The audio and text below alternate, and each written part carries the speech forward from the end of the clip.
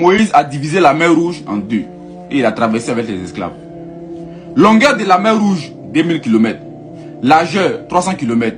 Sachant qu'une voiture roule en moyenne 60 km/h. Ça veut dire 5 heures du temps pour parcourir les 300 km. Un homme marche en moyenne 5 km par heure. Ça veut dire qu'il a 2 jours et demi pour parcourir les 300 km. Si et seulement s'il ne se repose pas. Mais on nous dit que Moïse et ses esclaves ont traversé ça en une journée. Et puis il y a d'autres qui ne croient pas. Il y a d'autres qui ne croient pas. Au fait, lorsque j'ai vu cette vidéo, j'ai rigolé tellement. Et je réponds parce que je n'ai rien à faire. J'ai dit, la mer Rouge, le père Moïse. Au fait, dans le Coran, c'est présenté comme un miracle direct d'Allah subhanahu wa ta'ala. Et non un phénomène naturel. Il faut retenir que le Coran ne te donne pas de nom précis comme mer Rouge, mais cela correspond à une mer ou un bras d'eau situé entre l'Égypte et la péninsule du Sinaï. Le Coran ne précise pas non plus la durée exacte de la traversée de la mer, mais il décrit l'événement de manière miraculeuse, mettant l'accent sur l'intervention divine immédiate plutôt que sur les données logistiques ou temporelles. Ce n'est pas un phénomène naturel. Pour une lecture coranique, chercher une explication purement physique ou une vitesse de marche n'est pas nécessaire.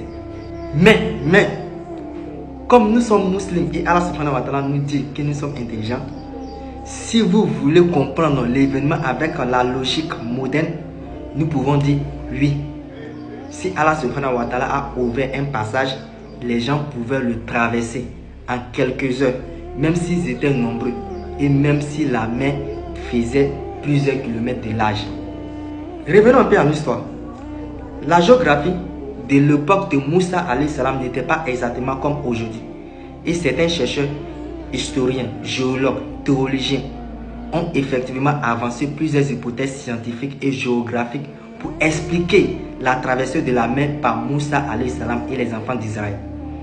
Selon les études géologiques, la configuration du nord de la mer Rouge, du golfe de Suez et de la région du delta du Nil a changé au fil des siècles. Mais il faut retenir que ces changements sont lents, dus au mouvement des plaques tectoniques, à l'érosion, à la sédimentation et à l'éventuel tremblement de terre, c'est-à-dire les séismes.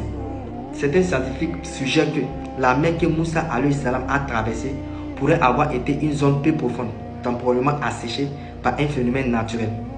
Des simulations scientifiques ont montré qu'un vent soufflant à 100 km par heure